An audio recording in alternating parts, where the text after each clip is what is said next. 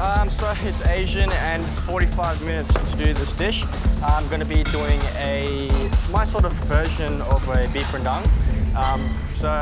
Pretty close to me, this dish, because my dad always makes this at home. And it's really delicious. It takes him about 4 to 5 hours. Doing this dish in 45 minutes is insane. Bottom three, you know what? Doesn't cross my mind at the moment. Just cook well.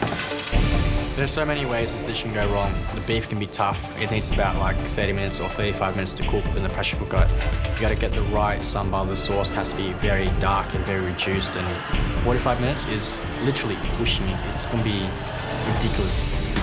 10 minutes ago, I released the pressure from the pressure cooker, and I'm just hoping the meat is cooked. If it's not, it's gonna be tough, and it's not gonna be nice to eat. Just hope that's done, or at least okay. Just check that, right? Because you still got 10 minutes. Beef is not done. So I'm stressing out at the moment, just hoping that I can get it done very soon. Otherwise, I'm screwed. Enough time. 3 minutes ago, my beef isn't cooked properly. How can I cook this beef further? I don't know how. Pan fry? I don't know. I really don't know. I'm just really flustered at the moment. Top three is not my concern at the moment. Bottom three is, and I don't want to be there. 9, 8, 7, 6, 5, 4, 3, 2, 1. Time is up. Well done. Oh my. Holy crap. Yep. I think everything I got on the plate is pretty tasty. I am happy with the dish. It's tasty. It's something I've been thinking about for a while. So, yeah, I'm never going to not be nervous, but I am happy with how it turned out. Looking down at the dish, I'm disappointed, to be honest. I don't think it's as good as my dad's at all. It's not what I want it to be. I'm feeling nervous and disappointed and worried, really worried to take this dish up to the judges, because I'm just trying to prepare myself for the bad feedback. Reynold, you had a few traumas today, didn't you? Yeah, I really wanted to do an Indonesian dish. So what is this dish aspiring to be?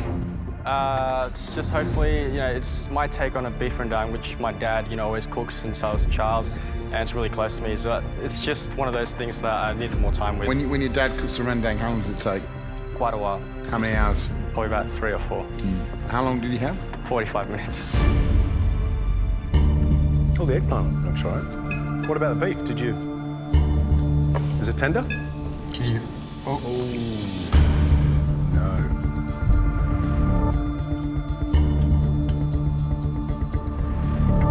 Well, number one, the beef is really dry and undercooked, let's be honest. The sambal, and I love sambals, just needs to be more complex and the balance isn't quite right. I'm trying to find a positive. The garlic is crispy and delicious. It's a bad day for you, Reynold, in this kitchen. Doing an Indonesian dish and stuffing it up is frustrating, it's disappointing, it's embarrassing, and I feel bad for putting up this dish in front of them. Hemispheres into the blast chiller. I'm feeling pretty comfortable. The plan today is obviously to follow this recipe, absolutely to the letter. It's a really technical kind of recipe, so I want to make sure that I do follow everything completely.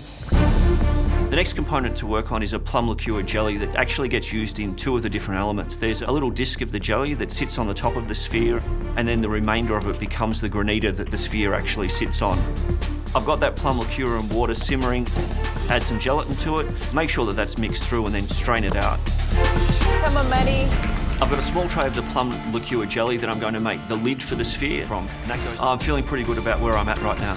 Reynold, do you need to spend some time on your domes now? Yeah, I'm already. I'm taking out the spheres out of the mold, and it's looking pretty good. I've got to get the right size. I've got to make sure that they're sealed properly. That's it, get those spheres joined. It needs to be perfectly round. When I put the 2 halves together, I'm making sure there's no cracks where it joins.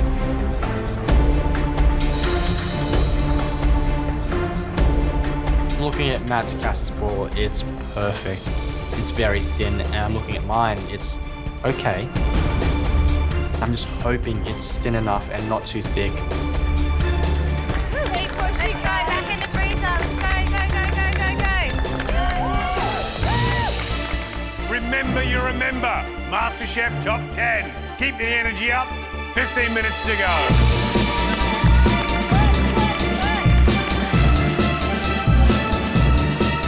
I'm feeling really pressed for time right now. I take out my mould, demould my first two, and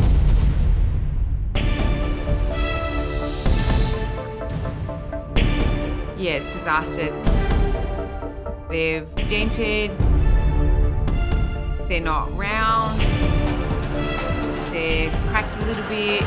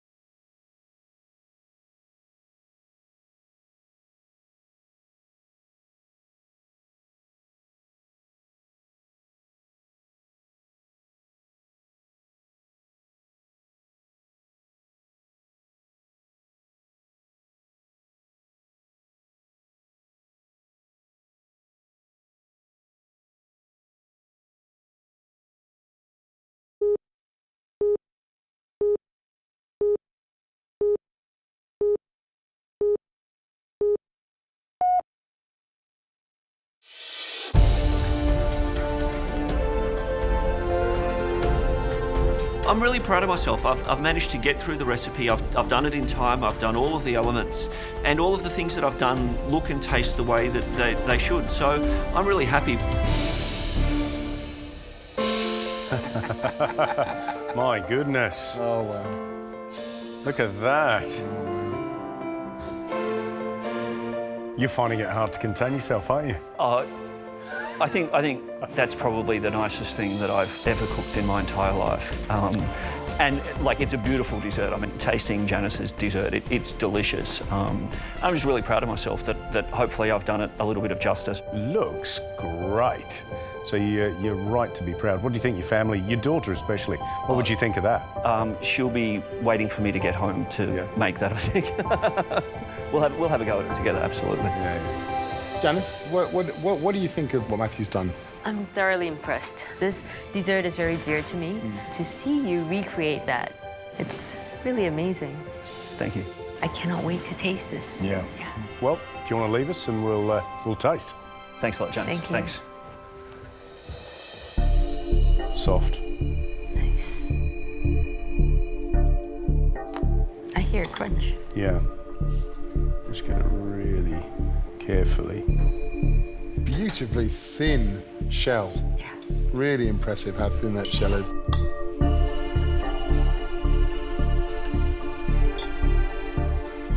All right, should we tuck in?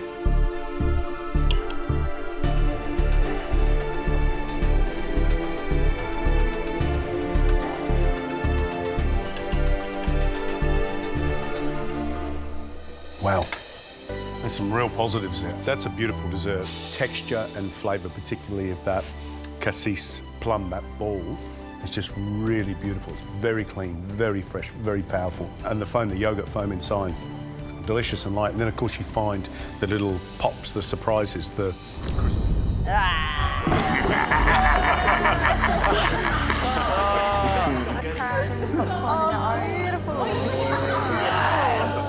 I lift up my lid. It is the mystery box from last week. This is probably my least favourite box of them all. I don't want this one. I got Heston's History Mystery Box. I don't want to do a wallaby dish again because, you know, it's a dish that I've done already. I want to do something different. Today, I got Heston's History Mystery Box. I did pretty well with the box last time. I did a savoury dish. Got to top 3, and the feedback was good. It's just a really well-balanced dish. Well done. But I don't know what else I can improve with that dish. So today I'm going to do something completely different and do a dessert. I'm going to be making a salted caramel ice cream with some macadamia crumble. The ingredients today, I'm going to be using the quandongs, lemon myrtle, and the macadamia. So I'm just going to keep it simple and just work my way with those 3 ingredients. I just feel like at this point of the competition, you want to do something that you're comfortable with, but also something that we can get you the advantage. So I'm going to do something that's my strength, and that's going to be desserts. My ice cream's in the churner, checking up on time, and I'm still not sure what else I need. I'm kind of missing something, and I'm playing around with whether or not I should candy some quandongs. I don't know if I should use it. I don't know. So I'm just gonna last minute thing. Gonna put some quandongs into a pan with some sugar and some water and let that reduce. I'm plating things up and I put everything on one by one, bits and bits here and there. And then my quandongs are looking good, so I put them onto the plate. It looks really good, it looks really pretty. Just hopefully the flavor's right and the balance is all there.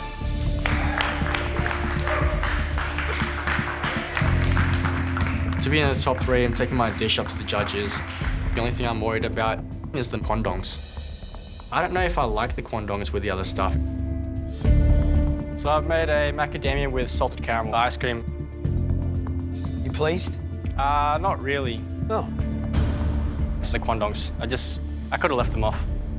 The quandongs? Yeah. Did you doubt them? Yeah.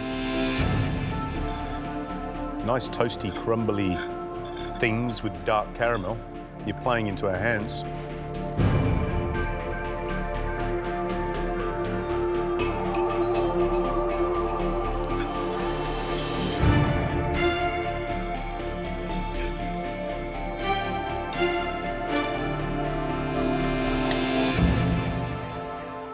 Cooking's a really wonderful thing, isn't it? You create a dish and it plays in your mind. Will they like it? Then doubt comes in. Yeah. The quandongs, you doubted them.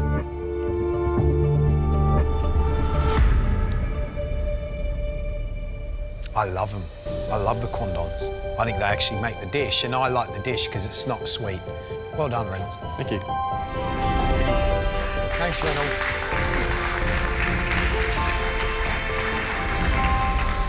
I've got dessert. You're doing dessert though, right? Jessie and I decided that I'm going to do dessert and she's going to do the main. I got this really complex dessert in mind that I've wanted to try for a while. I'm looking for tropical flavors such as coconut, pineapple and passion fruit. What ideas do you have? I'm thinking of working butter poached lobster with sort of like more orange flavors, maybe some confit fennel. Jessie, she wants to cook with lobsters today and I think that's going to go really well with my dessert. It's got that tropical Asian Pacific feel to it. As we're cooking and stuff, if you need any help, let me know and I'll start tasting it if you go. See how it goes. We're happy with each other's dishes, so we're going to split up and focus on our own dishes. I'm really happy that it's Reynold and I cooking together. I think we'll work well as a team. And I really trust him and I think he'll trust me back. Come on, Jessie. Come on, Reynold. Keep it going. I'm making a frozen sphere, which is made of white chocolate and passion fruit. The sphere will sit on top of a bed of coconut granita. I really want to be creative with this dessert. So I'm going to present all these elements inside a coconut shell. And I'll make a hot coconut sauce to be poured inside so that I have hot and cold elements together. So let's get this straight. Your dessert is going to be a frozen dessert? Yeah. Will this win you the immunity pin? Yes, definitely. Okay. Yeah. All right. Over to you, Reynold. Okay. I'm feeling pretty ambitious today, but I'm just hoping that I can pull this off, because if I don't, it's gonna ruin our chances. Almost a minute till it's an hour. Oh my God, what the hell? It's a risk going out on a limb and making a complex dessert, but today it's all or nothing. We can't win the pin as an individual. It's either 2 pins or nothing, so I'm going all out. I want to present this dish in the coconut shell. I want to have a bed of coconut granita, like little snow. And in the middle will be the passion fruit sphere, which is like white and with a tinge of yellow. I really want this sphere to be intense in passion fruit flavor. Aside from the white chocolate and passion fruit mixture into the silicone mold. Keep it moving, Reynold. And then into the blast chiller to set. Hopefully the two halves are going to freeze in time, otherwise it's going to be really difficult to assemble them to a perfect sphere. 25 minutes ago and I check on my coconut granita. I should have started scraping that earlier because right now it's just rock solid. Scrape, Reynold, scrape. I want this granita to be fluffy but also flaky at the same time, really fine like snow. Inside the sphere is going to be filled with saffron caramelized pineapple. I cut the pineapple into cubes and start a dry caramel. You're using saffron, yum. Yeah, for the pineapple. It smells beautiful. If either of our dishes fail, neither of us are going to get the immunity pins. And for me, I just really hope that I don't stuff up with my dessert. My mousse is just frozen set solid, and all I need to do now is to start to assemble. That's good, Reynold. With less than 15 minutes to go, I start working to finish off the passion fruit sphere. Okay, good. I just gotta scoop out the middle. I have to work fast, if not the mixture's gonna melt while I'm working on it. After I place the pineapple into the middle, I put it back into the blast chiller to freeze again before I put the two halves together. You've seen Monty. There's a very, very relaxed attitude over there, very controlled, very organised. It's only 11 minutes left. Look at this, multitasking. The beautiful thing about watching Jackie and Monty, even though they are running out of time, they work so well together. It's like clockwork. What plate do you want to go on? Large flat plate. This one? Yep. It's actually really amazing to watch. If we worked like that in team challenges, we'd all win. Nice job, Jack. I still need to glaze my mousse from the blast chiller. I still need to get this Aperol jelly whisk for the mixer. I'm still not convinced that I might actually get the dish up. There is less than 10 minutes to go. We are down to the wire. One team here, 2 pins. I'm straining my sauce. It's got a nice bit of crustacean flavour, but it's not as rich in crustacean flavour as I would have liked. Also, it's not as thick as I'd like it to be. I think I might have not have put enough love into the sauce at the start of the cook. I'm just letting it get a little bit more reduced. I'm going to put some butter in. When you're doing it, put butter and some good quality olive oil. Okay. Okay? That'll keep the butter... Keep it together. Yes. I'm going to add some butter and olive oil and hopefully improve it. I don't have much time left, so I'm just going to have to go with it. Come on, Reynold. To plate up, I grab the bottom half of the coconut and fill up with coconut granita. Putting the final touches on, a bit of lime zest, a bit of fresh mint and some dehydrated pineapple. In the middle of the granita will be the passion fruit white chocolate sphere. I check the two halves in the blast chiller and they're not as frozen as I hope it to be. I don't want to risk melting them, so I put the two halves together in the blast chiller. But I'm really nervous it's going to lose its shape. So I'm going to leave it in there for as long as possible before I plate up. You've got 90 seconds! Time's ticking and I can't wait for the sphere any longer. It's slightly melted. The bottom half is melting fast. Beautiful. Get it back in the freezer. Hurry up, Reynold. I'm just hoping when the judges eat it that they will love the flavours and that they don't notice any presentation issues once the hot coconut cream is poured over. I'm so relieved that I've managed to put this dish up. I took a risk. I'm hoping they love the hot and cold elements together. There's a bit of fun. Coconut with passion fruit and pineapple.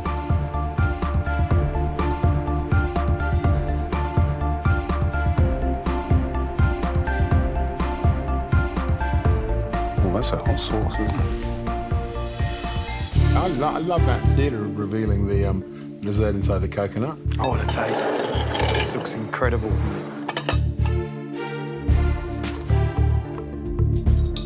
There's lots going on in there as well. Yeah. Oh, wow.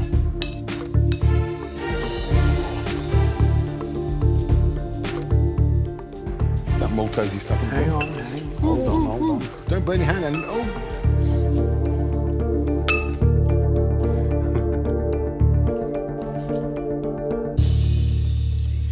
Steam coming off it.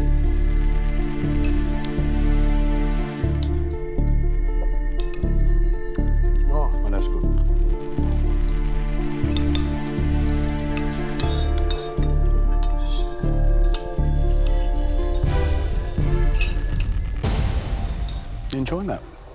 I love it.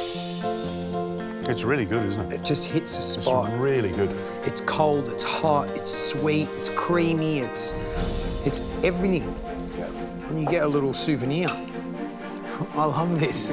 That foam, that mousse of passion fruit, absolutely smash it. And then that pineapple's chewy, and that kind of the iciness at the bottom, and that whole thing, that hot-cold combination, you know, it's so sophisticated, and just the best flavours of an Australian, northern Queensland summer holiday, isn't it? Tropical dessert. Yeah, it's fantastic.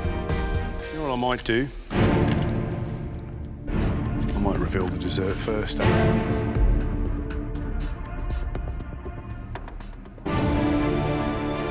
What did you give him? Well, you know me. Big coconut on a plate. How good can it be? That good. 10 out of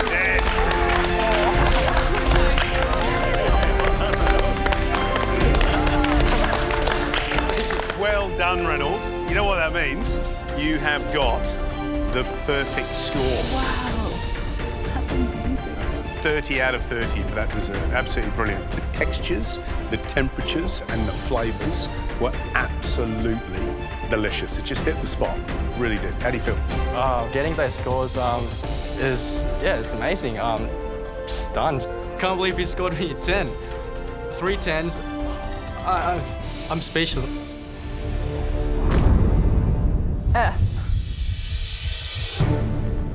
Good choice. Sarah, why good? I don't know. Earth? Things that grow on the ground. That's pretty much everything. This is a very concept-driven challenge for you guys, but please make it taste good, not just look good. We want you to be creative. We want you to be inventive. Above all, blow us away. I think with this kind of invention test really stretches your mind. It stretches your creativity as well. How are you going to interpret earth into your dish? And that's really interesting, especially at the stage of the competition where everyone's really competitive and they can get out there and be creative with it. So today I'm going to be making a 3 creme noir, which is a vanilla, coffee and hazelnut cream. So 3 different flavors, so when you take a spoonful, it's different every time.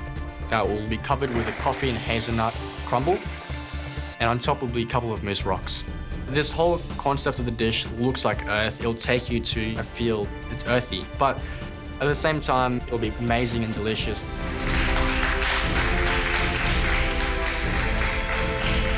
So, Reynold, what did you make? A pile of dirt and a couple of rocks. Brilliant. Love it. So what flavour is your pile of dirt and couple of rocks? So it's chocolate, hazelnut, coffee and vanilla. I've got that as a creme on the bottom, and I've got hazelnut and coffee crumble on top, and a frozen chocolate mousse. Cool.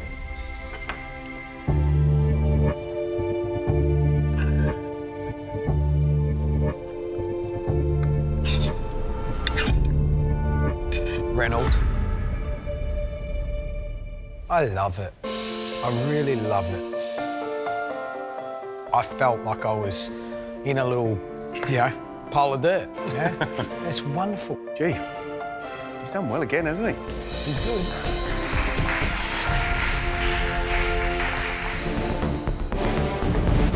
Oh, look at that. Oh, Reynold, that's a fix. I can't believe I got number 7. It has to be the dessert. What luck is that? Reynolds, your time starts now. Do you want to know what you've got? Chocolate. Enjoy. Sweet. Reynold got chocolate. That's awesome. Chocolate and dessert, that's just, I've struck gold. Yeah, nice. Top 7, dish number 7, lucky 7 maybe. I like my desserts to be an array of different ingredients that goes well together, different temperatures and textures. But 40 people, I've got to restrict that. Today I'm going to be cooking a chocolate creme noir with a crumble and some fresh berries. So the sablé and the chocolate creme noir won't be too heavy, it won't be too rich. It's just going to be nice and light. I want to be in the top 4, so I've got to make sure my dish is going to be good.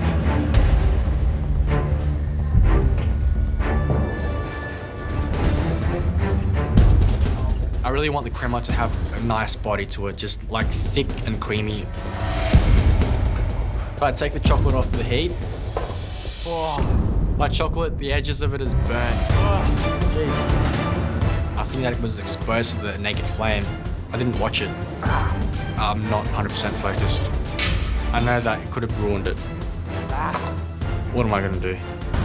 I might have blown it. I'm feeling the pressure now. I thought I was going cruisy, but this creme brulee is looking really runny. It's supposed to hold its shape. My creme brulee is not that set. It's supposed to be nice and thick and not loose. I'm gonna put it into containers and then put it into the fridge. Reynold? Yep. I'm crossing my fingers that you've got half an hour. I'm just gonna put the creme brulee into the cool room and just hope that it's gonna set. If it doesn't set, then I don't know, I'm stuffed. Not enough time. Hot, hot, hot, hot, hot. Wow. What am I doing? Everything's going wrong. Oh, I'm pretty nervous now because pressure is really getting onto me. That creme brulee is still running and I've got nothing else to thicken it up with. I've just got a lot of things to do. I'm just waiting for my creme brulee to set. If it's not set, I've got to go with it. Oh, I'm definitely stressed. I'm happy with the sablé and the lime fresh. I know that I could impress them with the flavors and the plating. Ooh, look at that. Quickly, get the crumble on, fill up the strawberries, put the cream on. It's really nerve-wracking. You look like a professional team there at the moment. I don't know, the flavors taste great, maybe. I've got a chance here. Come on, Jess. Come on, Jess. Let's go. You've done this already. You know how fast you got to go, right? Service, please.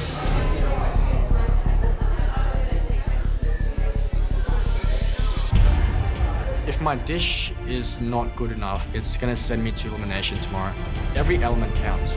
High expectations.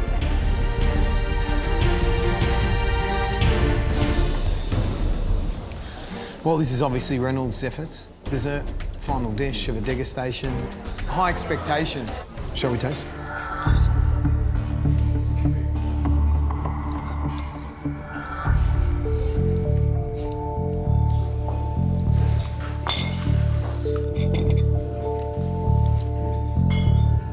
I'm happy that there's only 3 or 4 items on the plate. I love that, and that's what I love about a degustation, right? But each of those items need to be thought about. That custard on the bottom's a bit too loose. The crumb, there's so much crumb. I want the crema to be a real, like really super light and super intense, and it all tastes a bit nursery. It tastes a bit nursery pudding to me. And it's a bit flat as a dessert. Reynold, too much crumb, but you know what the real problem was? That crema didn't have any body to it. It had kind of collapsed on itself, so it ended up being a bit like a chocolate sauce. And that's why I'm sorry to say, you take that last place in elimination tomorrow. That's all right. I'm a bit devastated that it's between myself, Georgia, and Jessie. We were in the top 3 in invention test, but then now we're gonna to the bottom. Today, I'm not taking any risk. I'm going to play it safe and cook what I know, and that's desserts. So today I'm going to be cooking a citrus curd with a bit of sablé and meringue. The curd is going to be a frozen citrus curd and act as a centerpiece of my dish. Crack some eggs into a bowl and some lemon juice, butter and sugar into a pot. I'm making the curd the old school way because I want to keep an eye on it. I want to see what stage it's going to be right for me to take off the heat. Feeling pretty confident in my dish. I just gotta make sure that I've got all the balance right and that it's gonna look nice and eat nice as well. Reynold, we know that you're good with dessert, yeah? You set a benchmark with that coconut dessert the other day. That was one of the best desserts I've tasted in MasterChef since we've been on this show. You have got the perfect score. Wow. 30 out of 30 for that dessert. Absolutely brilliant. What's the dish? So I'm thinking of doing a frozen citrus curd with meringue and sablé crumb. You know, we've seen you do meringue, we've seen you do curd, you know, and I'm not saying don't do it, I'm just saying what else can you do? If I'm gonna survive today, I can't just plate up any old dessert. I have to come with some kind of innovative twist to push my dish over the edge and really blow the judges away. If I don't, I'm done for. I'm still trying to come up with a way to make my dish really pop and stand out. I want to take it from just another dessert and turn it into something special, but nothing is coming to mind. Looking at the condiments, there's mustard, there's barbecue sauce, tomato sauce, Tabasco. I can't use any of that. Then I see balsamic vinegar and suddenly it hits me. I can do something with that. You just pop the top off that with a knife, Reynold. That's right, I only need a little bit. I can reduce that down and make that sweet. Then add it to the meringue to make a balsamic meringue, while also streaking the reduction across the plate.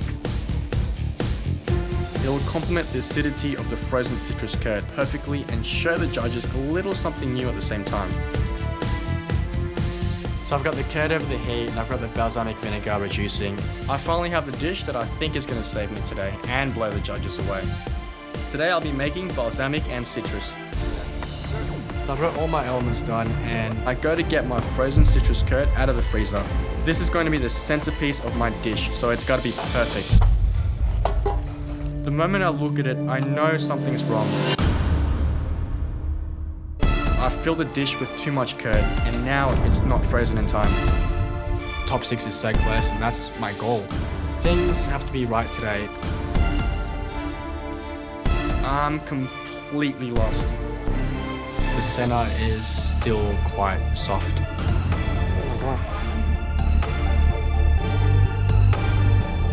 It's not going to work? Nah.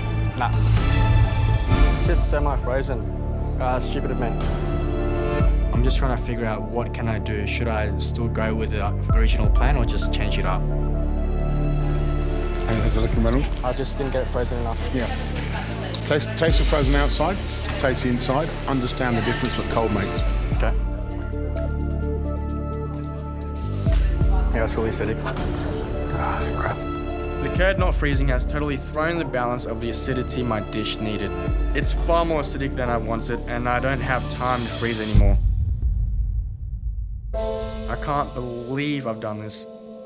I've let myself down so close to the end.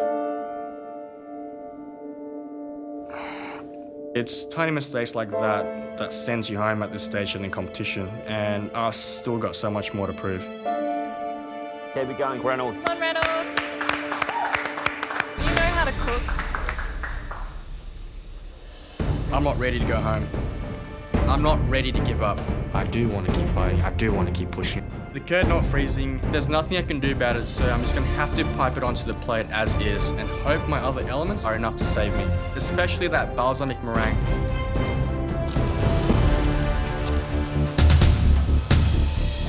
My balsamic and citrus has not turned out like I planned. The curd failed to freeze and has potentially thrown the balance of flavour in my dish. The only thing that might save me is that balsamic meringue.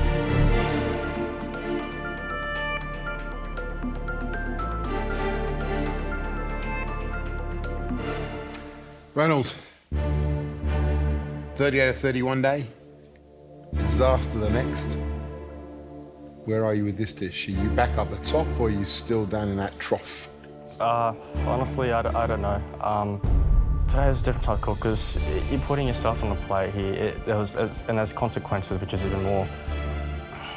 I don't know, it means a lot for me to do this week because it's what I want to do. If it's not good enough and if I go home, it's tough. That curd, is it thrown the dish?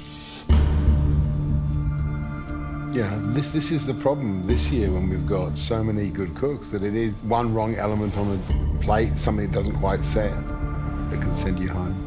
Because you had everything you wanted, G. You had the citrus, the eggs, and the condiments, and a good amount of time. Yeah. So really no excuses. Yeah.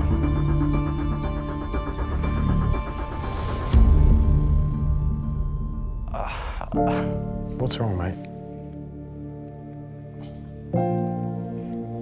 I don't know, I just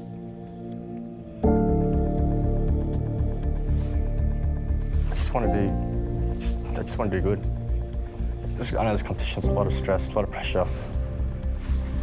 It's just, yeah.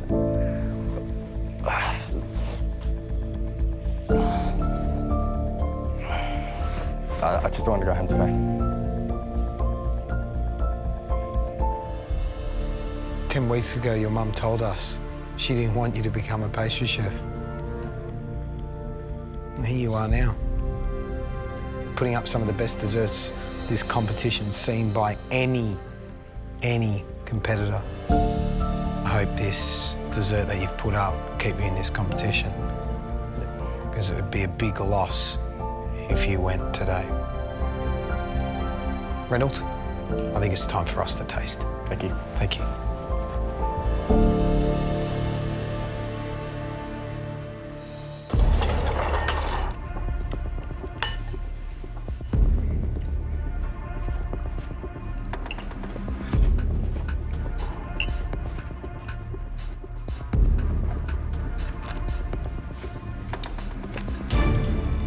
Everything's good.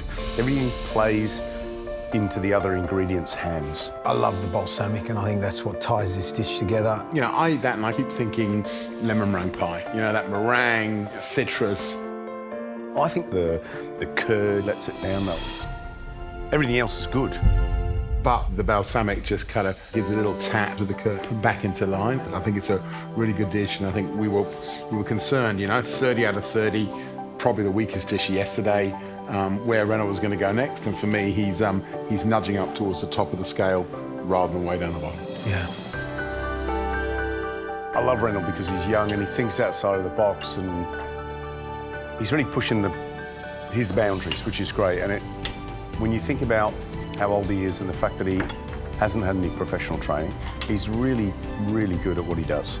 And I think this guy is going to be an amazing pastry chef, and we're going to watch him, aren't we? Because we know that in the future, he's going to be doing some stuff. Run your knife down the spine on both sides. Yes, Marco. Yes, Marco. Good. I don't like to repeat myself. The same with the cleaver. Just a little bit of butchery to start the day off. Marco is already flying through it. He's already chopping up the spine, and I'm just like, how do I start this? I'm just cutting through the saddle, just hacking through it. I don't know if I'm doing it right. French trim. Clean your bone. Look at that. Marco's butchery skills are out of this world. I've never seen anything like it. Clean. Think you can keep up? Marco is the master. It is mind-blowing how fast he is, and I am so glad I'm not down there having to keep up with him. Come on, quicker. Found the double chop, and I'm gonna remove the bone. Starting to second guess myself because I'm not confident with this. I think I've got the right cut. Oh, God, no. Oh, no. The bone on Reynold's chop looks a lot longer than Marco's. I think that maybe he's taken it from the wrong end of the rack. Are you watching? Next step, we're going to make the chicken quenelle, the chicken mousseline, yes? Yes, Marco. Keep up, let's go. Go, Matthew, go, go, go, go, go, go. Let's your chicken, come on. Marco looks like he's just cruising through it, but he's working so fast. For the chicken mousse. In with an egg. In with the salt. And then blitz. Now, we need tongue, ham, truffle. For the brunoise, for the lamb chops. And let's dice the tongue, not too small and not too large. Yes, Marco? Yes, Marco. This is pickled tongue. It's already prepared. This is a 3 Michelin star dish. That means everything has to be perfect. Right down to how finely I cut this tongue and ham. I'm watching you, Reynold. Yes, Marco. Are you watching me? Yep. Is it fine enough, Reynold? Yes, Marco. Good. That's the big bone from the neck end, not the saddle end. I've stuffed it, but this is more than just the bone. I'm gonna focus and make sure that everything else on the plate is gonna be absolutely perfect. Split them down the middle, halfway down, because we've got to get the grit out. Yes, Marco. Yes, Marco. Wash your leeks. Yes, Marco. Yes, Marco. Take your baguette leeks and dice them. Yes. Yes, Marco. See, the reason why you have to answer me is because then I know that you've taken instruction. If you don't answer me, I'll keep on asking you the same question. Yes. Yes, Marco.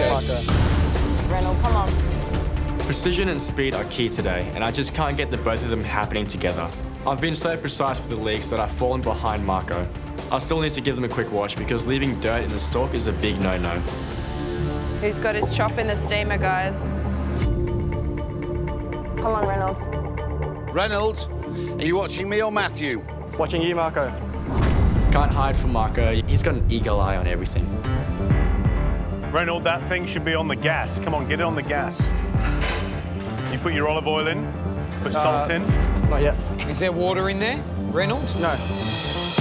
This is multitasking to another level. Having to have one eye on him, one eye on what you're doing, one ear to Marco and one ear to the gantry. Come on, Reynold, you need to get that pan, put some water in it. It's just insanely tough. Reynolds, he's speeding up, you're not. When you've got a spare moment, wipe down. Oh. Just take your time, mate. I'm panicking at the moment. I look over at Billy, I look over at Matt. I feel really lost. Come on, Reynolds, quickly. I'm really worried about Reynold. His meat should have been in the steamer ages ago. I have no idea where his head is. Reynolds? Reynold, you chop. Reynolds, you chop. Needs to be in the steamer. Needs to be in the steamer. He is letting the pressure get to him, and that is a one-way ticket to elimination. Make sure your steamer doesn't boil dry. I want to stay safe today, so I need to focus on Marco. I'm watching you, Reynolds. Yes, Marco. Are you watching me? Yep. Next step, chop the truffle. I'm panicking at the moment. My chop has been in the steamer for a little bit longer than the others because I was late getting it in. But now I know we have to caramelize it, and I'm afraid that it's going to overcook. But if I don't get that color on it, it's not going to look or taste like Marco's. It could be a massive disaster. Come on, guys, let's go. Come on. This dish is coming together really quickly, and it's looking amazing. Except for the fact that I've got a giant bone that's so big that it's hanging off the side of the plate. My biggest concern of the dish is the biggest thing on the plate, which is the bone. This looks like something that Fred Flintstone would eat. It's a really obvious mistake, so everything else on the plate has to be flawless.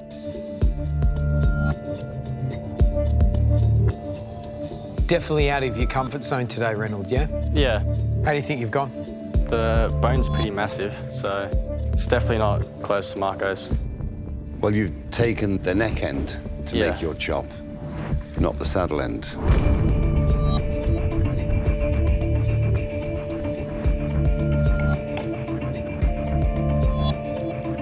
What do you think, Marco? It's just that little bit over.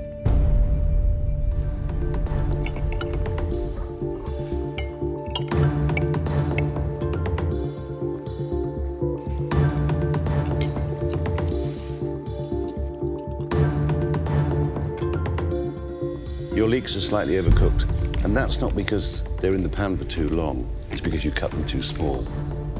Okay. But good flavour. Thank you.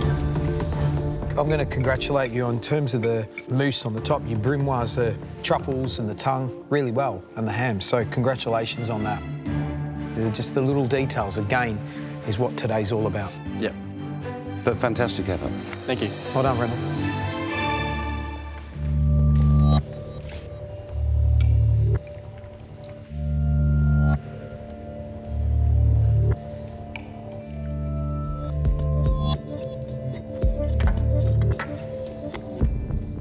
You know what? I'm a big truffle lover, so even standing here, back from Matt while he's tasting, I can smell truffles. And that's half the allure, that's half the pleasure of this dish. And I think the balance of truffle in the dish is absolutely spot on. Thank you. I know I didn't nail every part of the dish, but I've got the balance right. And that's the key part of any Marco dish, so I hope that's enough to save me. So I'm thinking to do something with chocolate. And with me growing up with cooking, I kind of grew up by myself reading cookbooks and stuff like that. I've never really had my mum there for me as much. We came to Australia when I was about 5 years old.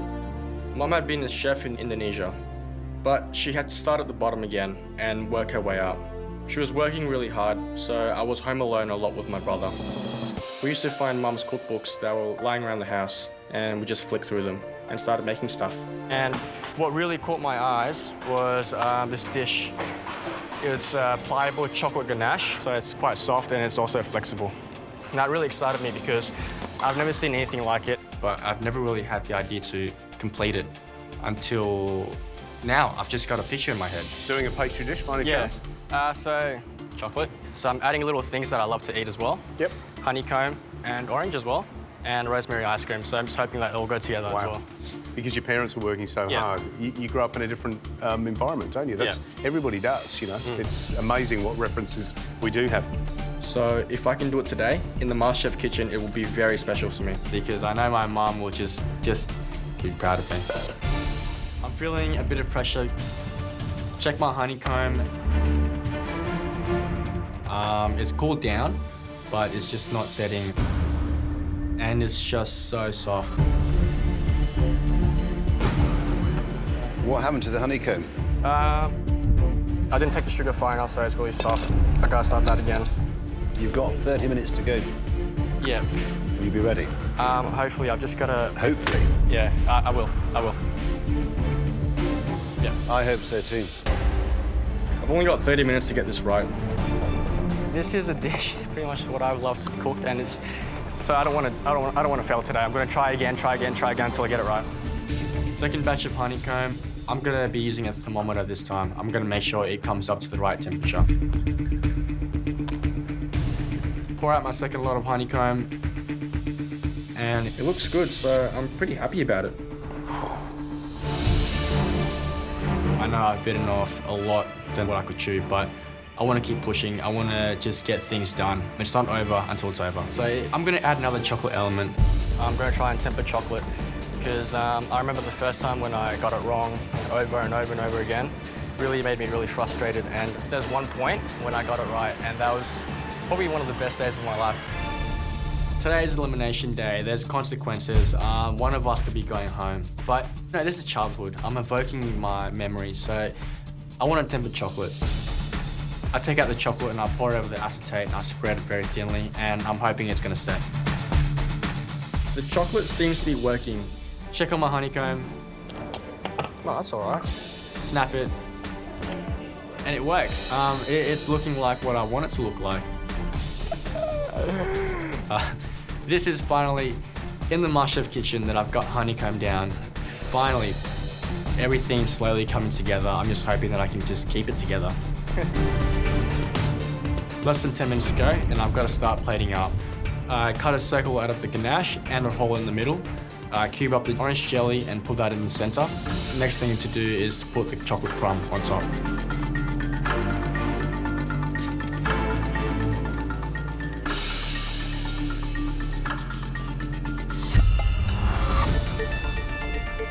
What is that? It's just the crumble. Of what? The burnt. So I taste the crumb and something's really missing.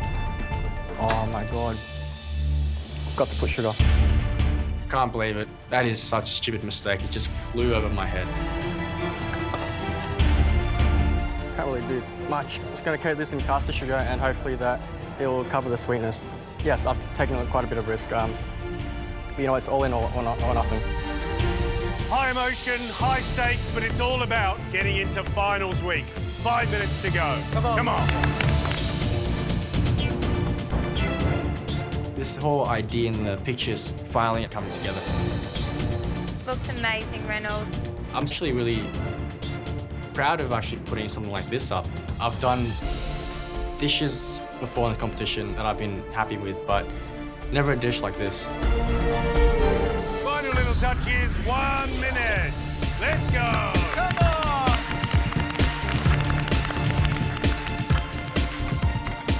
This is absolute crunch time. So to plate up the dish, I've got fresh fennel that I've cut into little fan shapes, dressed just with a little bit of olive oil and parsley. Final seconds, 10 seconds to go.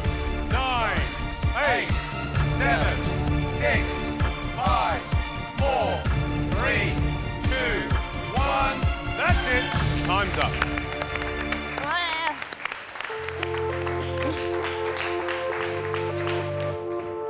I think I've done more than justice to my childhood memory.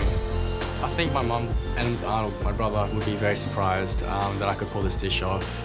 If I pull this dish in front of them, I know my mum will go, you know, wow, I'm so proud of you.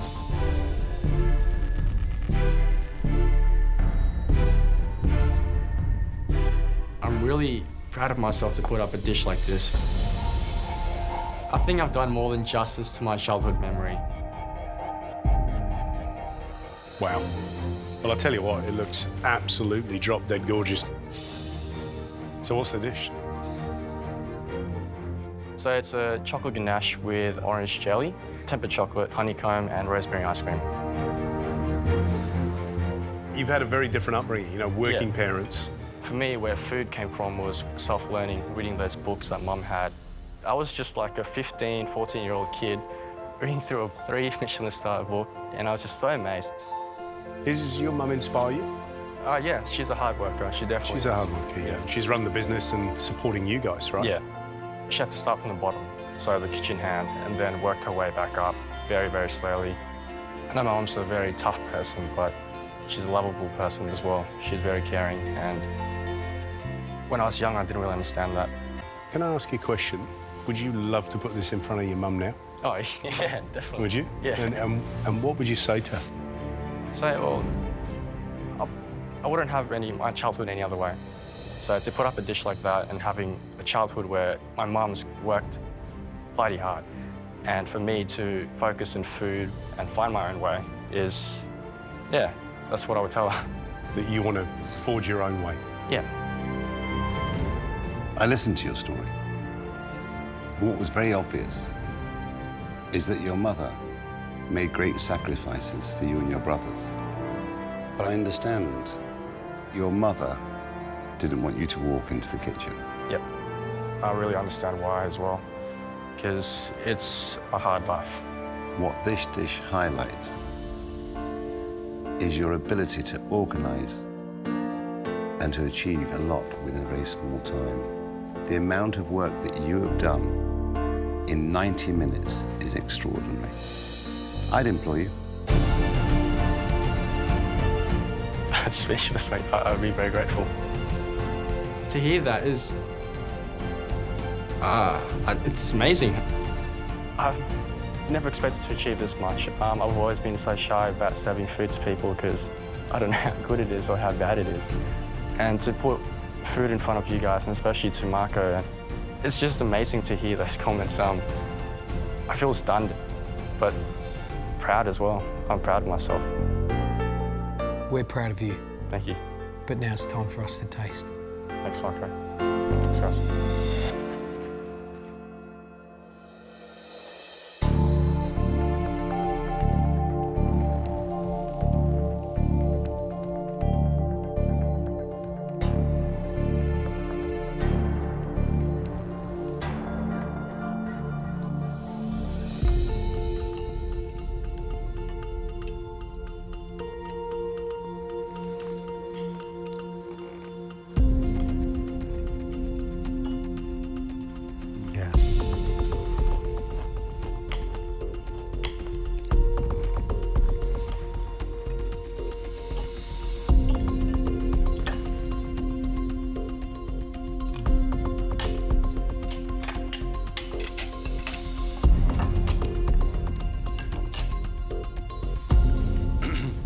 That is the best dessert for me we've had all season. It is absolutely beautiful. The chocolate mousse is delicious. The rosemary ice cream is just an inspired idea. The little tumble of ingredients, which includes that lovely light, crunchy honeycomb, those little pebbles, which is, was a mistake, but in fact worked out brilliantly. And the little shards of chocolate are all just on the money. He's 21 years of age. This is phenomenal. But what's interesting is that explosion of flavors. Most pastry chefs have a sweet tooth. That's why they make pastry. He's got a sauce chef's palate, which is taken into the pastry, which is rare. And that's what will define him apart from every other pastry chef in this country, his palate. Brilliant.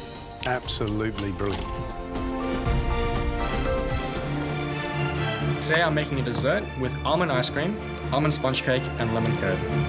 George said don't forget flavour, so I'm going to add a meringue, lemon jam, milk skin, and an almond twirl to my dish. It's a lot of stuff, I know, but I'm going to give it a crack. The next thing I do is start working the milk skin. The whole saucepan has been in the oven to make the skin form on the top. Then, stupidly, I touch the handle, and it's scorching hot. Burn myself. It hurts like hell, but I can't let it get in the way. I gotta push on. 10 minutes to go and my hand still hurts, but I've gotta get everything together. My sponge cake, lemon jam, tuile, and my ice cream. Sarah's a hard act to follow, but I still think my plating is pretty good.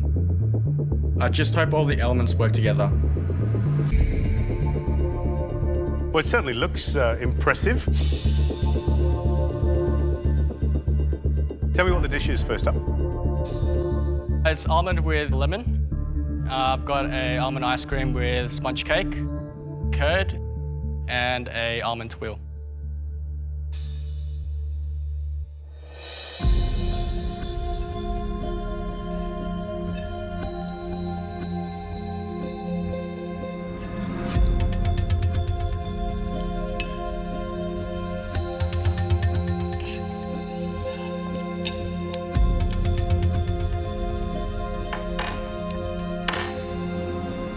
I think the combination of that really dark golden tuile with the way you pushed that lemon jam, the bitterness of your curd, the creaminess of the ice cream, that combination is absolutely delicious. Delicious, delicious, delicious. It's a brilliant, creative dish from you, Reynold, and I love the fact that you're still showing us different ideas. Great stuff, really good work. Well done, Reynold.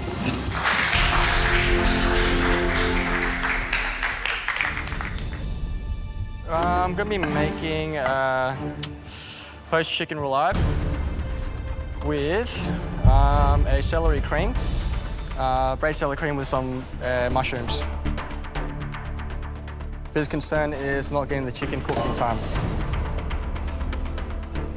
Hopefully this dish will keep me safe today, but I've got a lot in my hands. I've got to break down the chicken and I've got to break it down fast.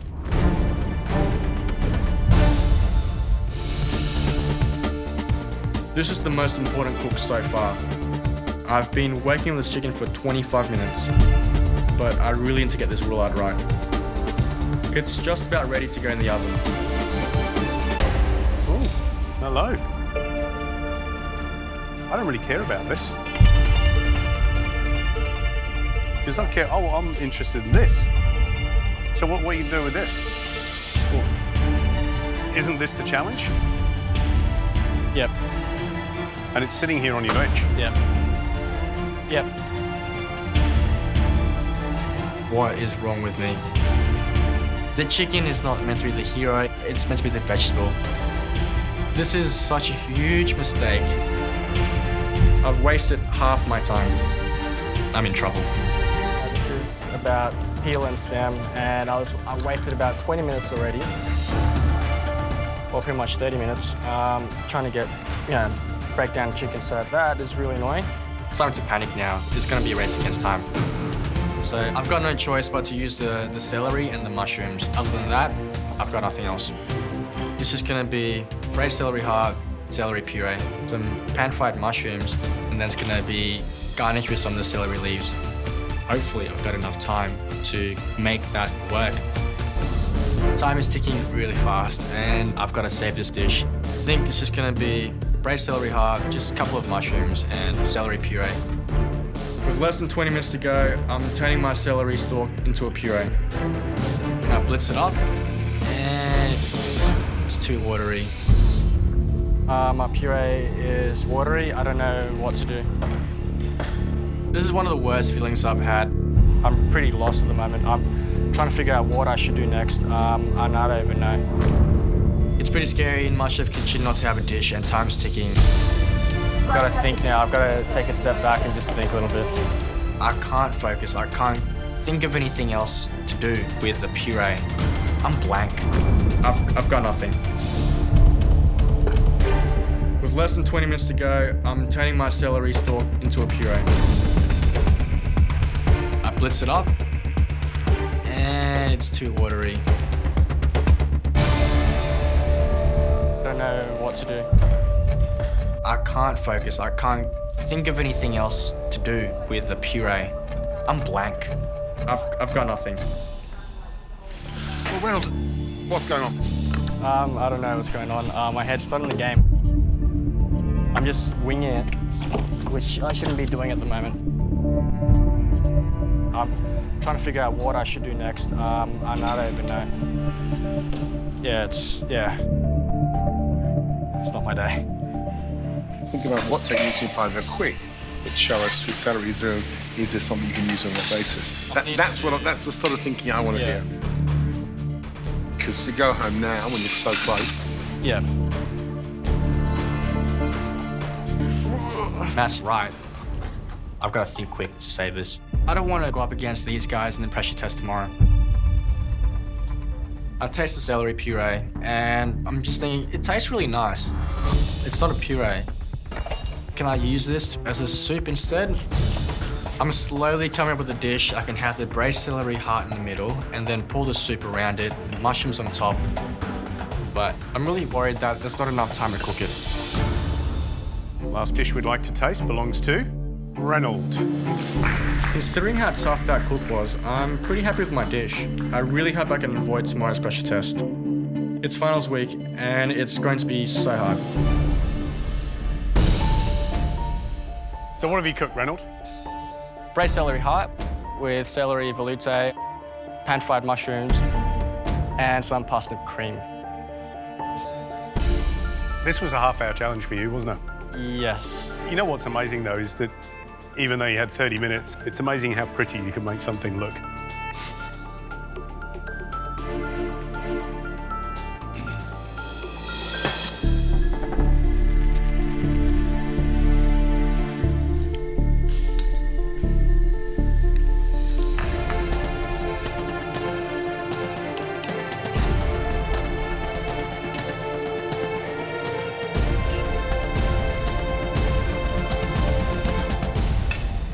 You know, look, that's delicious. You seasoned it well. The mushrooms go deliciously with the flavour of celery, and you've really delivered lots of celery bang for our buck here. I think celery is one of those funny things where to make a really tasty soup out of it is not actually that easy.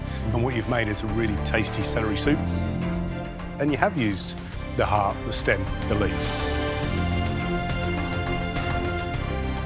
So? Thanks, guys. I'm happy that the judges like the dish and the flavours are there, so fingers crossed. I'm not the most confident with making stocks, so I'm going to take my time with this element, read each step a few times to make sure I get it right. Hey, Georgia, let me know if I'm falling behind, okay? I feel like time's really slipping away from me because I just keep coming back and forth to the recipe. Some stock for that, tomato paste, cooked 45 medium juice. Reynold is moving in slow motion and it's driving me nuts. He's not moving fast enough. The other two have moved on, but Reynold is still on the first process of making his stock and he looks lost. Reynold, you wanted me to tell you when you're behind? Huh? I'm behind? Yep. Yeah, thank you. I'm just really worried that it's not going to be nice because it's my weakest point, savoury. Sarah's ahead of me. Jess is ahead. I'm starting to get worried that I'm going to be going home. You wanted me to tell you when you're behind? Huh? I'm behind? Yep. You have to pick up the pace, Reynold. I'm just really worried that it's not going to be nice because it's my weakest point, savoury. Sarah's ahead of me, Jess is ahead. You know what? I'm just trying to, get through it because I feel like I might go home. This is a tough dish. Just read ahead, Reynolds. See what you need to do. What do you think? You look like you're giving up. I'm telling you now, if you give up, I will never let you forget it, okay? So you're not giving up. I won't give up. Yes? Oh, yeah. So now find that inner strength and go for it. Yeah. You can do it. It's very simple. Think about the tasks at hand.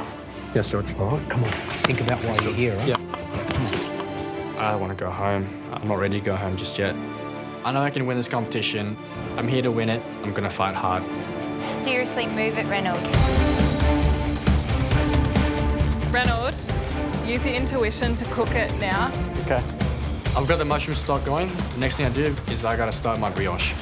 I have lost a lot of time. I'm going to work faster and hopefully I can get everything up. Guys, Jessica, Reynold, sorry, just 1 second with this brioche. You're all having the same problem. And I guarantee you it's because your milk's too hot. You're just killing the yeast. They're all starting him again. Yeah. Gotta start again, and I'm wasting time now. The key component of this dish is the liquid butternut gnocchi. I know it's a really hard technique, so I need to get onto them as soon as possible to make sure I have enough time to get them right. And I've just got to keep moving, and I've got to move fast. Yeah, I'm happy with this. I'm just hoping that the temperature was okay when I added the yeast. I've got my second batch of brioche into the oven. Next, I add my egg whites into the raft mixture. Then, add all of that into my mushroom stock. What the raft is going to do for the mushroom stock is going to collect the sediment as it just slowly cooks the egg whites. Next thing I do is start working the pumpkin gnocchi. This is so scary.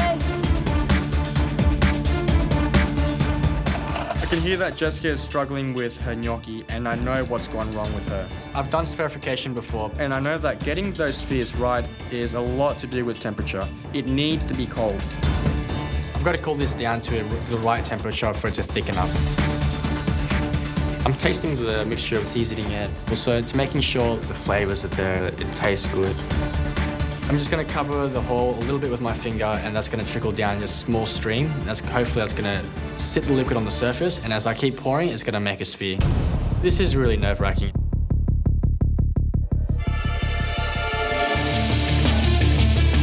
And it's working.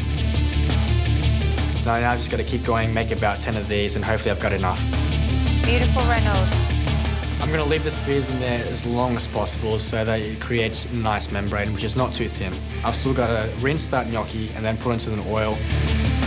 Next thing I do is take the brioche out of the tin. I put that into the oven to toast.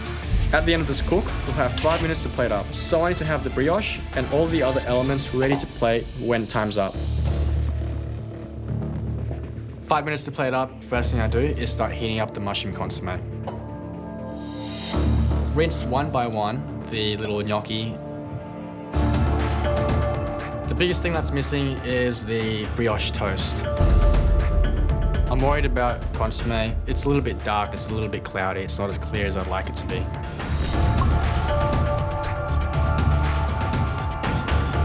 I'm hoping that I've done enough today.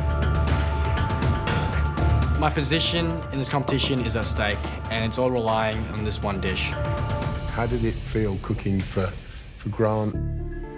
I hope that I've done justice to the dish. I know I'm missing a couple of elements and it's not all beautifully done, but I did my absolute best to do it justice.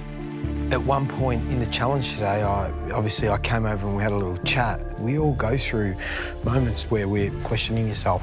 You did that today in the challenge. Where's it coming from? I'm hard on myself for a reason because I really want to keep improving. I want to get better and better every time.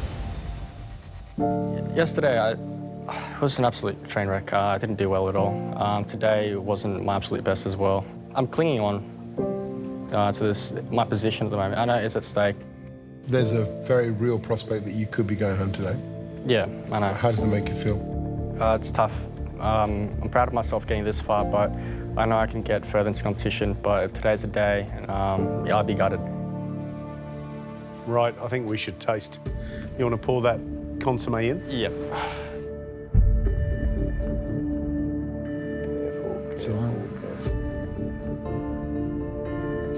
Thanks, guys. Thanks. Grant, what do you think? The spheres are looking good. There's a massive oil slick on the top. Shall we taste? Let's do it.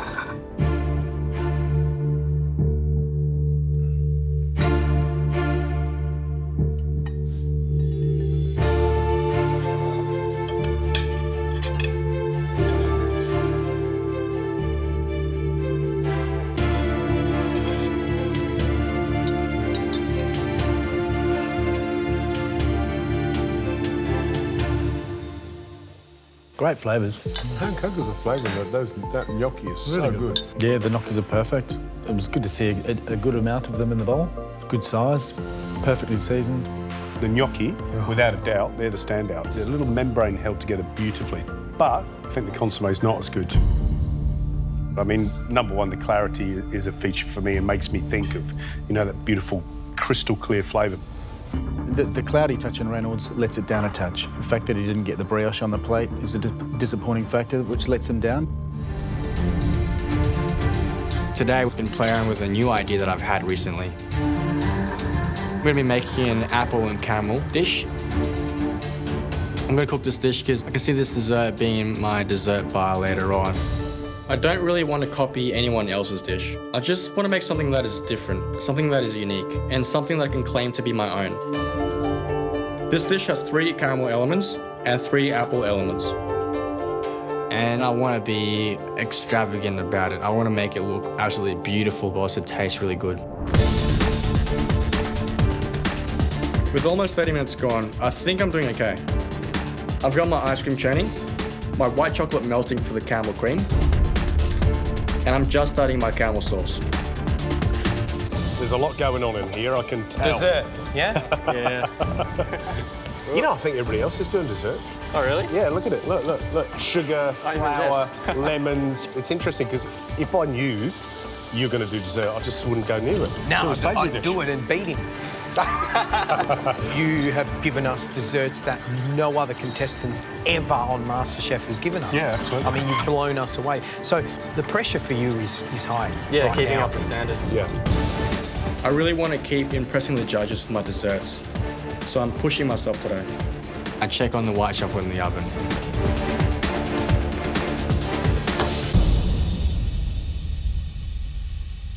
White chocolate is burnt. I did a small mistake, and that could really cost me. I'm not sure if I'm going to use that one. It's a bit too dark, so I'm going to try it again. And I grab some white chocolate, put it into a little bowl, and put it into the microwave. Today there's no rules, and we can cook whatever we want. And the winner will have an advantage for tomorrow's cook that could take them to the semi-finals. Reynold, are you surprised everyone else is doing desserts? Yes and no. I would have thought yes. I would have thought, you know, this is they're in your arena. They're on your turf. They're here. You know, now is not the time to run dry. Yeah, it's not. Okay. For this dessert, I'm going to use all the skills and techniques that I've learned throughout this competition. I'm trying to speed things up so I can get this almond twirl done. I've combined the caramel with the almonds and processed the mixture in the food processor. I sieve the mixture into the silpat and put into the oven to toast. Really important to win that advantage because we're so close and you want to get that advantage to, be ahead of everyone else. I believe I can win MasterChef. I know the 3 girls believe that they can win it as well, but as long as I have my heart and my mind to it, I can win it. Push now, 15 minutes. My most complex element is my twirl. This twirl is nothing like any other twirl. It's not like a disc. It's not like shards. It's a stretched out twirl into a nest. Practice a little patience on this just for a second. I'm interested to see what happens, but you see how you're getting a bit of viscosity now? It's not easy. No, it's not easy. Seeing the judges watching me and just trying to stretch it really carefully, just adding a little bit of pressure. It's clever, isn't it? Oh, I'm sweating out heaps. Is that kind of what you want? Yeah, just kind of like nest it up a little bit.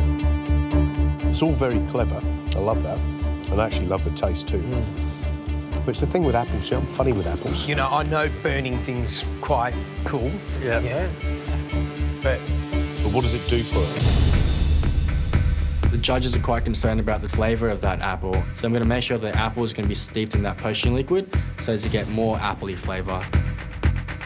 And I'm really worried about the balance of sweetness with caramel. Hopefully that's going to add some refreshing notes to it. I'm feeling pretty happy with my dish. I'm hoping that they're going to like it because by the looks of it, it looks good, but I'm feeling the pressure. Everyone has made a dessert and there are high expectations for me to do well. Well, hey, look at that. Are you happy? Yeah, really happy with it. Yeah, I would be too. It looks spectacular. I love that little kind of wafery twirl on the top. What's the dessert? Apple and caramel. So there's charred apple, butterscotch, caramel and vanilla ice cream, crispy apple bits, and the almond twirl. This dessert, just looking at it, makes me feel we're sitting in a really expensive restaurant and the pastry chef is a young gun. And that's what you are, Reynold. You are a young gun. Now, we have seen stunning desserts already. Yeah. So you're kind of in the box seat. You're kind of the favourite. But I tell you right now that if there's even a minor slip in that dessert, you won't win. But gee, that looks good at this stage. I don't think we should ask too many more questions. No, I reckon we should go away, let us see. Come on. Thanks, guys. Enjoy. See you later. Just before we dive in, I reckon that is one of the best looking desserts we've ever had on the show. And I'm not just talking about from contestants. I agree with you, Gary. I'm talking about from professionals as well. I agree with you.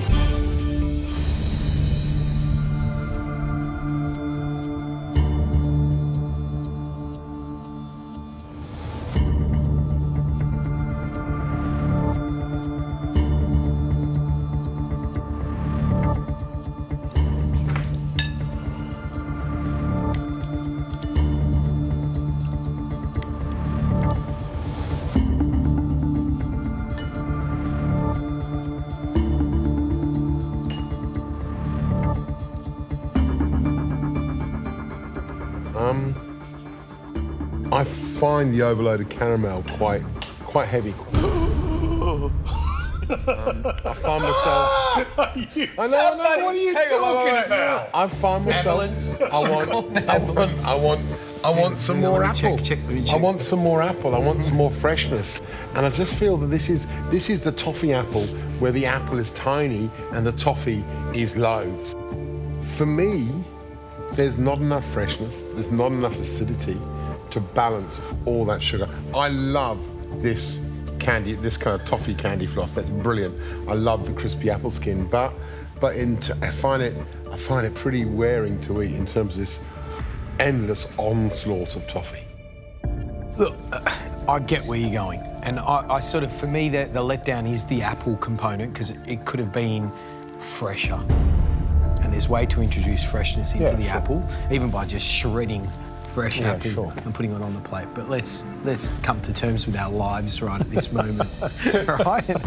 That ice cream and that caramel sauce, it's yum. That is technically beautiful. Isn't it a brilliant thing when they put dishes up that you almost think, wow, I'd have trouble coming up with that idea myself in that period of time? Because I've never made a twirl like that before, and now I want to make one. I'm feeling the pressure today, especially with fish.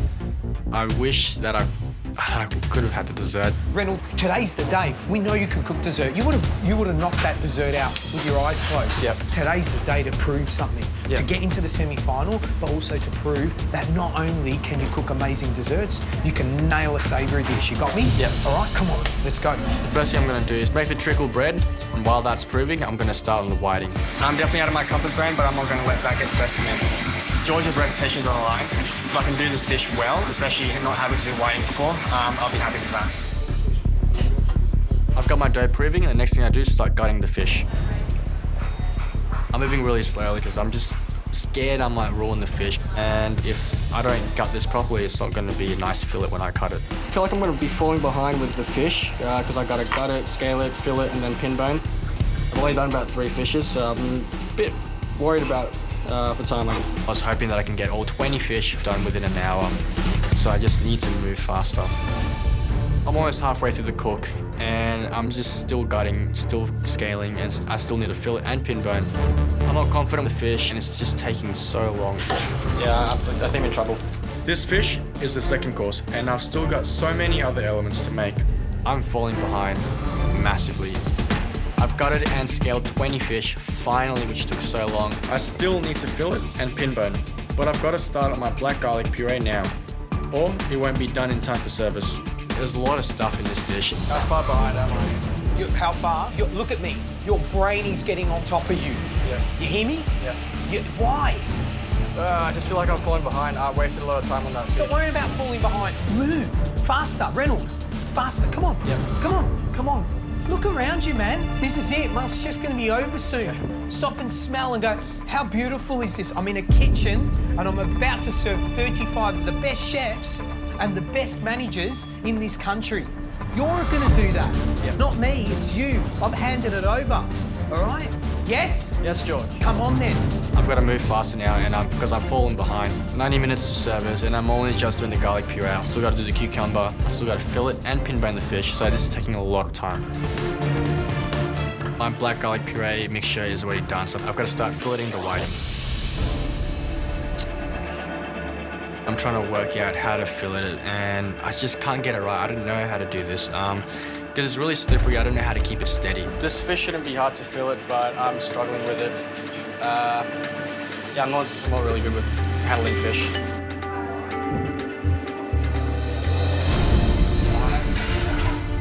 The fish is the second course, and there are a lot of elements on the dish.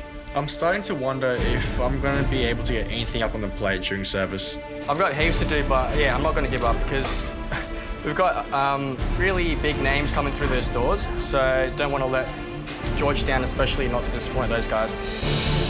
Come on, come on, come on, come on, come on, come on. Let's go, let's go, let's go. Yes, George. Yeah? Yes, George. That means whiting will go soon because they're started on their green Greek salad.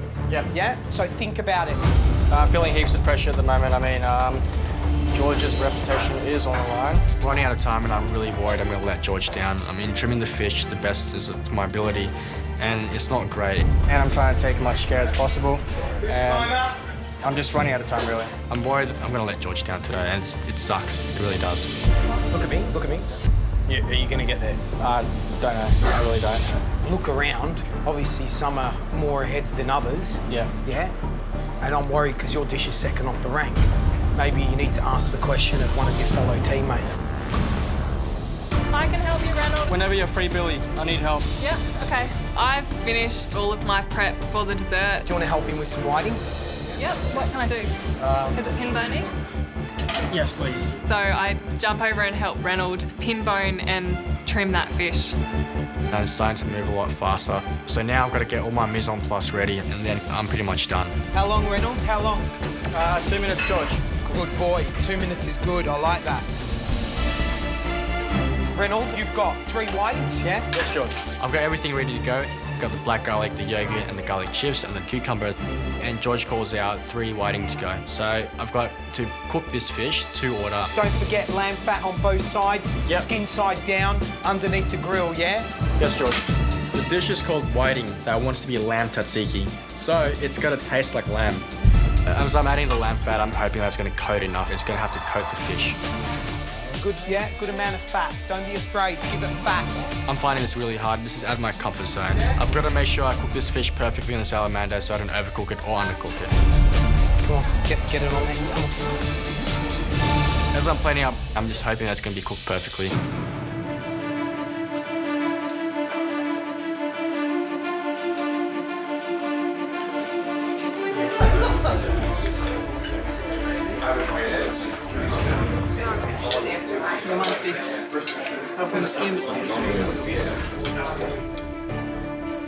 Enjoying everything so far? Thank you. Everything okay, sir? You look concerned. Because it's a little bit undercooked. No worries. Let me just take these back in the kitchen. And many apologies about that. Thank you. It's raw. Chef, table 3. 1 fish was raw. It's unforgivable to send out raw food. I feel like that's going to send me to the bottom 3. Get another one on. Yep. Quickly. Get another one on and we fix it, yeah? Yes, George. After that first whiting that came back raw, I'm going to make sure that this time it's going to be cooked perfectly all the way through, and making sure that all the other fish are going to be cooked perfectly as well. How long on my fish? How long on the Almost fish? there, almost I there. need whiting for 3, then I need it for 5. 5, 5, 5. It's a lot of pressure for everyone in this kitchen because this is George's kitchen and this is his menu. And there's a lot of riding on this because it's his reputation as well as on the line. Come on, mate, come on, go. Finish the garlic, finish the garlic, finish the garlic, come on. Yes, George, yes, George. I didn't think I'm going to get any dishes up in service, but I'm actually getting them out. Right, service. Hopefully the rest are all cooked perfectly and taste like lamb tzatziki. Because the semi-finals, that position is a steak.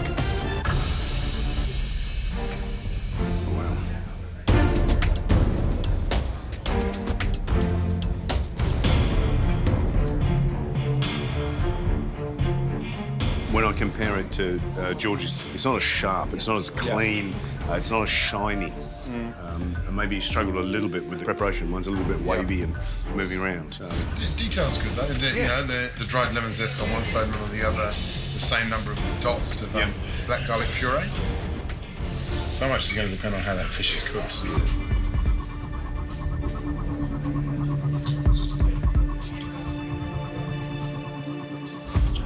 Tell you what, that black garlic adds so much to that dish. And the combination of the yogurt and that fermented black garlic is absolutely delicious.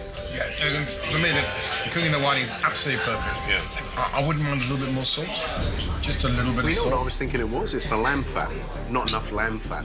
That was my next question, because the whole idea is this is the whiting that thinks it's a lamb. At no point do I think that this is a lamb dish. No. It's always It's a a whiting fish dish. It's a beautiful whiting dish, but the gag doesn't really play on it.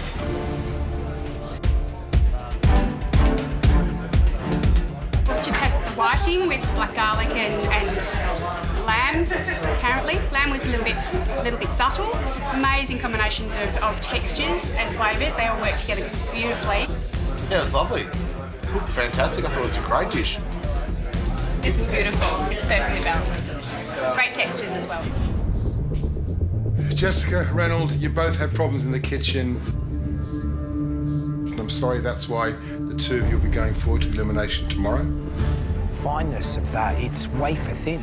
Yeah. Putting everything else aside, I'm fixated at the moment just by the cooking of the fish. I mean, you said it, you overcook that fish and it's dry. If you undercook it, it's inedible. You want the skin to be crispy, so when you put it on the rack to hit it over the flames, it doesn't stick. So it's sort of, you know, you've got to make sure that you get that judged properly. Cooking this fish is either going to make me or break me. There's such a fine line to get that fish just right. Right, guys, the rules are pretty simple today. You're going to have 2 hours to replicate Brett's flame grilled bonito. You're going to have 5 minutes at the end to cook the fish and plate up. Beautiful, Reynold. As I'm filling the bonito, I'm feeling pretty okay. I just got to keep moving. I mean, I've got a lot of stuff to do. You happy with that? Yes. Yeah? Yes, sir. Yeah. Yeah. Yeah. Well done, Reynold. Thanks, guys. Keep going, mate. Now you've got to nail the rest. As I'm cutting the cucumber, I'm trying to remember what the wedge size is supposed to be like. I didn't draw it up at the start, so it's a bit blurry now. Come on, Ray. Think back to eating it. Reynold looks like he's not cutting the cucumbers correctly. They're not the right wedge shape, and they're also on the smaller side, so I'm worried that he's not getting those finer details right. I'm starting to regret not drawing Brett's dish. At this stage of the competition, little details count, and they can send you home. But I'm not going to change my cucumber. There's no time, so I'm going to keep moving. Move quickly, Reynold. I've got my fish in the fridge. My peeled cucumber is setting aside, so now I'm working on the cucumber jelly. The jelly is really important, as it's the wrapping for the bonito tartare roll. It's kind of like the seaweed that wraps around a piece of sushi. For the cucumber jelly, I juice some cucumber in a Thermomix and then strain that through. Good work, Reynold. After I strain the juice, I pour into a saucepan with some egg and bring that to the boil. Once that mixture is boiled, I pour into a flat tray. Beautiful, Reynold. It's crystal clear and it's looking just like Brett's. I'm feeling pretty comfortable making this cucumber jelly. I've made heaps of jellies and desserts before, and I'm confident with this step. Looks very good. Thank you. Looks very good. There you go. Excellent. Well done, Reynold. Yeah. Yes, guys. I really want to stay in this competition. I'm going to fight my absolute best. I mean, this cook is going to determine whether I'm going to stay or not. I've got to get it right. Go, Reynold. You're doing great. Just keep moving quickly and concentrate, okay? This dressing needs to be perfect because it's going to be poured over the whole dish at the end. So I'm hoping I'm going to get this element right. The recipe says that I'm meant to slice the garlic for the dressing, but I'm going to microplane it instead to get through it quickly. Yeah, there's one dressing there that the recipe hasn't been followed, and instead of slicing the garlic, which the recipe says, it's being microplaned into the amount of flavour that releases is too strong. And the garlic's giving a real heat to that dressing, rather than that lovely softness that your Gentle dressing background flavour. Yeah. Reynold, don't forget those breadcrumbs. Yeah, I've got it with me here. You've got them? Good, good. I didn't draw a picture at the start. As I'm plating up, I'm just trying to remember, trying to envision what the plating was like. You still remember what it looked like? Yes. Bit of hesitation there. Yeah. Hope it's all right. You've got to use a bit of your instinct now, huh? Yeah. I mean, you saw the dish, yeah? Yeah. Get your head in the game, you've got to make it right, yeah? Yeah. Come on, mate. I'm starting to regret the fact that I didn't draw that dish up at the start. But I'm pretty happy how it's all coming together. I reckon it looks pretty good on the plate. Check off everything. Make sure you've got all the elements. 2 minutes! 2 minutes to go. All right.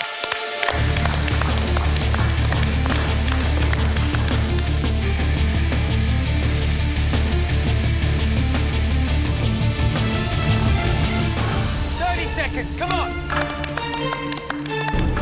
I'm done. Where's your cucumber, Reynold? Oh, yeah. Thanks, Georgia. I owe you. I've just remembered the pickled cucumber, but I can't remember how many pieces are actually meant to be on the plate. This is it! A spot in the semi-final! 10 seconds! Is it one piece or is it two pieces? I just don't know. 5, 4, This could make or break it. 2, 1. That's it! Congratulations. Well done, guys. Congratulations. Great work. Well done, guys. I managed to get everything finished. I used every piece of energy and belief in myself to get through that cook. Let's go, Ray. I don't know how much pickles to put on. It's supposed to be one, wasn't it?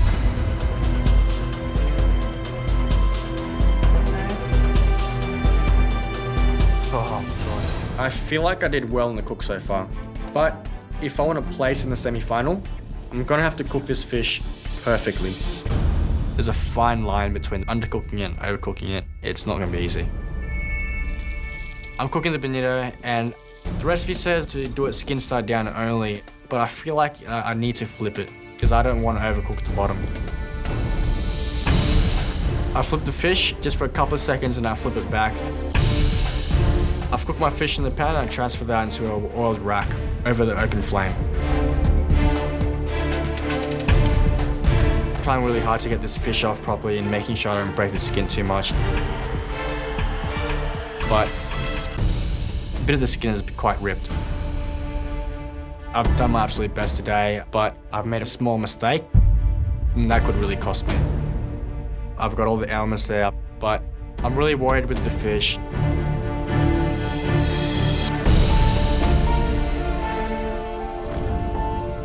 This is the very last pressure test of the competition, and it's pretty scary because this could be my very last day in the MasterChef kitchen as well.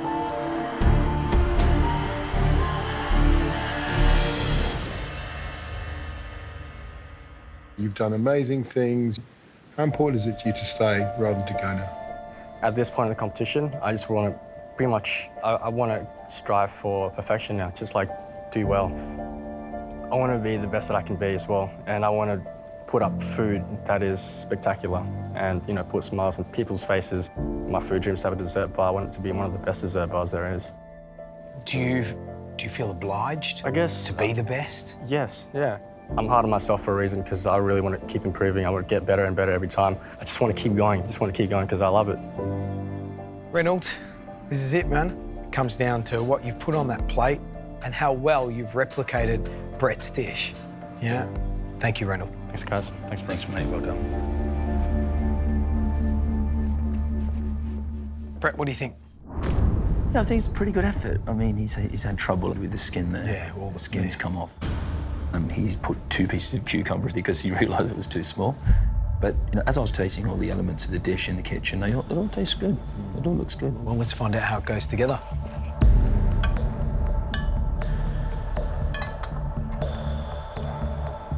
Thank heavens for tweezers.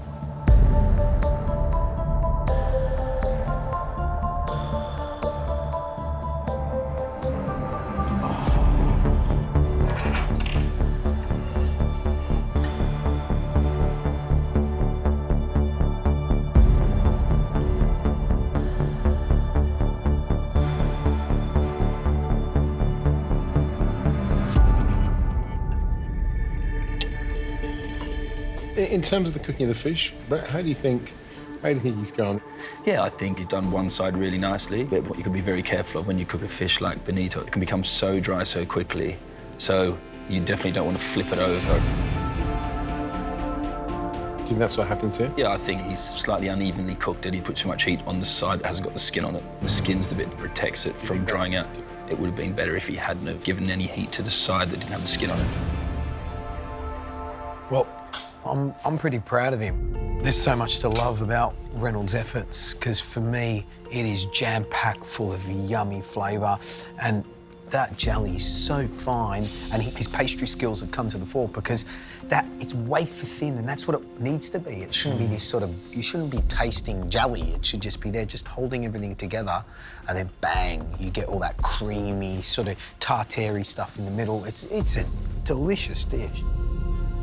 It is the great pleasure of doing this job, but also the great pain of doing this job, that when you get 3 dishes that have all done elements so well, you then have to pick which one goes home. As much as I don't want to do this, we need to go and tell them the result, shall we? Reynold, you brought us a delicate, pretty version of Brett's dish, highlighted by the fineness of that cannelloni skin. But there was one detail that we couldn't overlook. Your fish was overcooked on the underside. It was dry. And from all of us, we're really sorry, but you're going home today.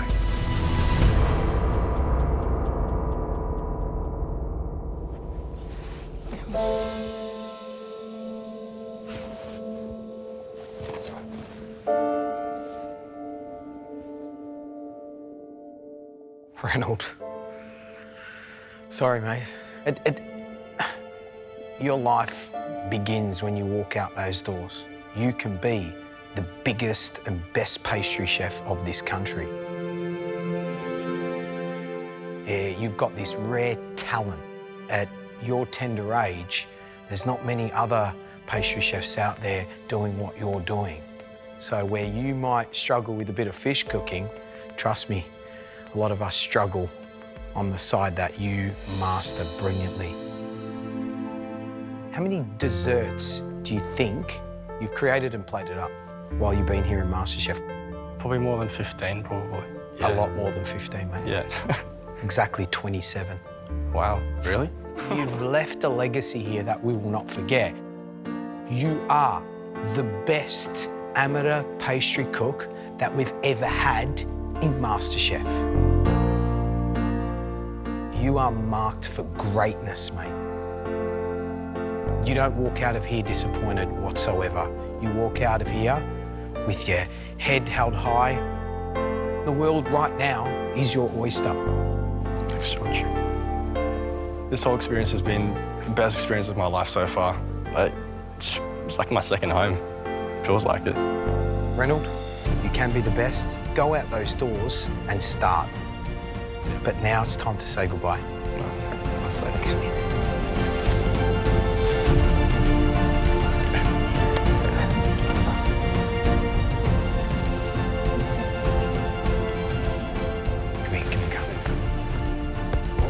I'm proud of you. Thank you. Well done, mate.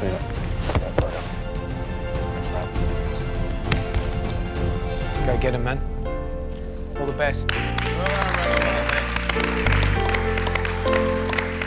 I've loved every moment of it. I'm hoping that I've made my mum proud. I'm proud of myself getting this far and being able to get out there and start my life in the food industry.